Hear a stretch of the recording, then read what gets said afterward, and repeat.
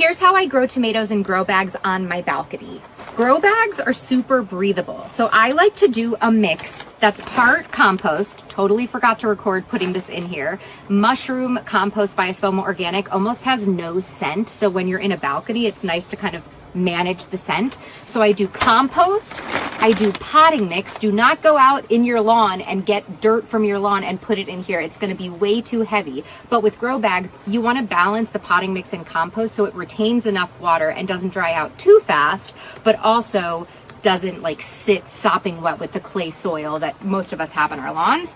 And then before I plant, I amend with a little bit of Biotone Starter Plus. That is going to help the plants establish roots faster. You can either sprinkle it in the hole when you plant, or if you're like me and you're a little more chaotic, you can just kind of sprinkle it on top. And then I use one of these to kind of mix it all in, and then we plant our tomatoes. So this is a sun gold tomato. This is definitely the smallest grow bag that I would put a sun gold in. These can get really big.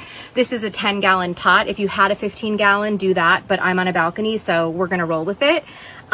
With all tomatoes, you want to plant just so the top leaves are still showing. All of these little white hairs will turn into roots, so you want to bury them in the soil. So I'm going to remove these leaves. Sorry guys, love you, but this plant is gonna grow a lot more. Then because this is so long, I'm gonna actually plant it a little bit sideways. Let me show you how I do it. I would advise using gloves, but I'm not a gloves gal. I like feeling the soil underneath my fingertips. So I'm gonna make a nice kind of rectangular hole in the grow bag, and then I'm gonna gently lay this a little bit sideways.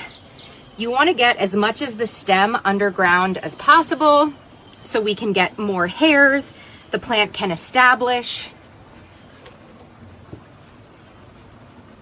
And then I'm probably gonna fold the grow bag over a little bit because I feel good about the amount of soil that I have.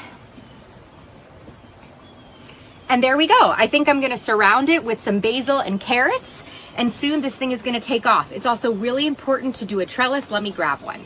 You can trellis in a more aesthetic way than this, but these are the most accessible. You're gonna find these at any garden center. Make sure that you trellis the plant before the plant starts taking off. The worst thing you could do is have a plant that's like already established and then try and wrestle it down. It's gonna break the leaves. It's gonna be so difficult. Just trellis in the beginning.